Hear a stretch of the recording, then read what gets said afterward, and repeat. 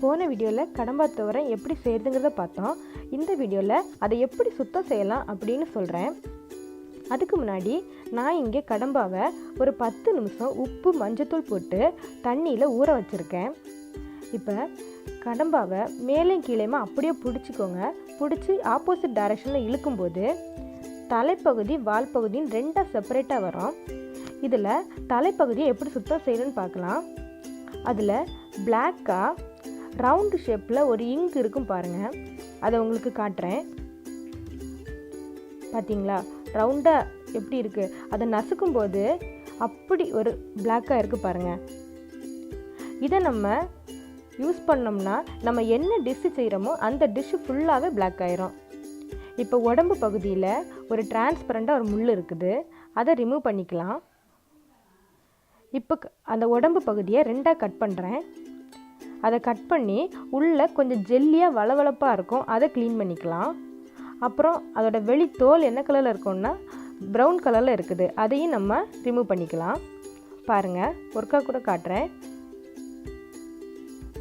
அந்த தோல் ப்ரௌன் கலரில் இருக்குது, அது உரிக்கிறதுக்கு ஈஸியாக தான் இருக்கும், அவ்வளோ கஷ்டம்லாம் இல்லை. பாருங்கள், உள்ளே இருக்க ஜெல்லியையும் க்ளீன் பண்ணி வெளியே இருக்கிற தோலையும் உரிச்சு எடுத்துக்கலாம். பாருங்கள், க்ளீன் பண்ண அப்புறம் அதோட உடம்பு பகுதி எப்படி நீட்டாகிடுச்சு பாருங்கள். இதைத்தான் நம்ம டிஷ்ஷுக்கு யூஸ் பண்ணுவோம். தலைப்பகுதி வேணுங்கிறவங்க யூஸ் பண்ணிக்கலாம், இல்லைன்னா அதை யூஸ் பண்ண வேணாம்.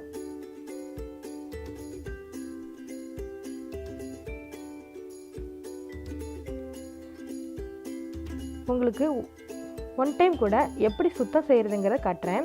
தலைப்பகுதி மேல் பகுதின்னு ரெண்டாக பிடிச்சிக்கோங்க. பிடிச்சி இழுக்கும்போது தலையும் வாலும் அப்படியே செப்பரேட் ஆயிரும். செப்பரேட் ஆன அப்புறம் இந்த உடம்பு பகுதியில் இருக்கிற அந்த டிரான்ஸ்பரண்டான முள்ளை எடுத்து ரிமூவ் பண்ணிக்கோங்க. இதில் 2 முள் இருக்கும், அந்த 2 முள்ளையும் ரிமூவ் பண்ணிக்கலாம். தலைப்பகுதியில் பிளாக் கலரில் உருண்டையாக இருக்கிற அந்த பாலை ரிமூவ் பண்ணிக்கலாம். அதை நல்லா கொஞ்சம் கூட இல்லாமல் ரிமூவ் பண்ணிக்கோங்க. அப்புறம் இந்த உடம்பு பகுதியை நம்ம ரெண்டாக கட் பண்ணி அதில் உள்ளே இருக்கிற ஜெல்லியை ரிமூவ் பண்ணிக்கலாம். ஜெல் ஷேப்பில் தான் இருக்கும். அப்புறம் ஸ்கின்னை ரிமூவ் பண்ணிக்க போகிறோம். ஸ்கின்னு ஈஸியாக தான் வரும், நம்ம நெயில் வச்சு எடுத்தாலே வந்துடும், அந்த மாதிரி தான் இருக்கும். ஸ்கின் கொஞ்சமும் இல்லாமல் ரிமூவ் பண்ணிக்கோங்க. பாருங்கள் இந்த ஜெல்லி எப்படி இருக்குன்ட்டு.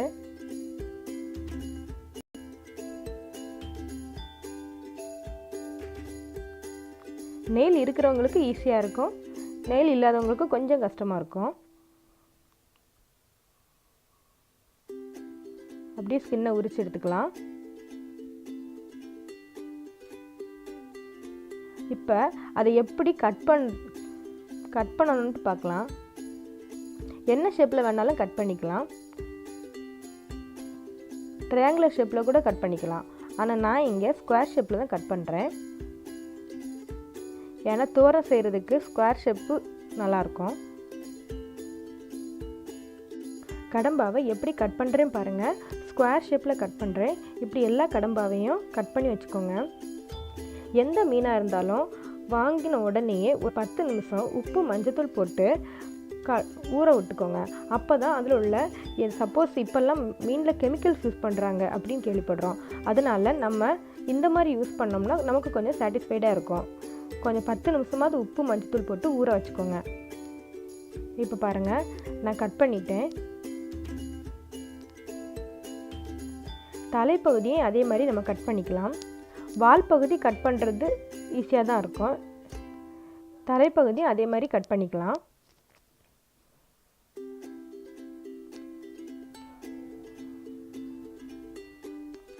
கட் பண்ணியிருக்க கடம்பாவை தண்ணி விட்டு அலசிக்கலாம். உங்களுக்கு எத்தனை தண்ணி வேணுனாலும் நீங்கள் அலசிக்கோங்க. நான் 5 டைம்ஸ் தண்ணி விட்டு அலசிக்கிறேன். பாருங்கள், தண்ணியில் கடம்பாவை போட்டு நல்லா கழுவ போகிறேன். அப்போ தான் அதில் இருக்கிற பிளாக்கு ஜெல்லி எல்லாமே ரிமூவ் ஆகும்.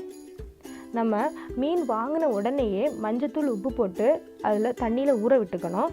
கட் பண்ணின அப்புறமேட்டு எந்த ஒரு மீனாக இருந்தாலும் உப்பு மஞ்சத்தூள் போட்டு கழுவக்கூடாது. பாருங்கள், இதை நல்லா நம்ம அலசி எடுத்துக்கலாம். நம்ம கை வச்சு இப்படி அலசி எடுக்கும்போது அதில் ஏதாவது ஜெல்லி பிளாக் இருக்கும்போது ரிமூவ் ஆயிரும். இப்போ நம்ம அதை எடுத்து வச்சுக்கலாம்.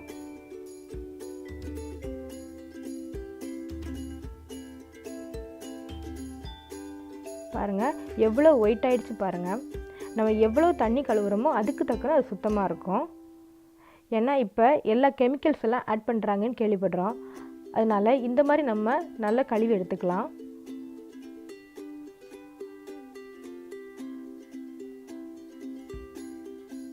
பாருங்கள் தண்ணி எவ்வளோ ஒயிட் ஆகிடுச்சுது. இப்படி தண்ணி ஒயிட் கலரில் வந்த அப்புறம் தான் அதில் எந்த அழுக்கும் இல்லைங்கிறது நமக்கு தெரியுது. நல்லா சுத்தம் செஞ்சாச்சு. இப்போ இந்த கடம்பாவை வச்சு நம்ம என்ன வேணால் பண்ணிக்கலாம். நமக்கு தேவையான டிஷ்ஷை செஞ்சுக்கலாம்.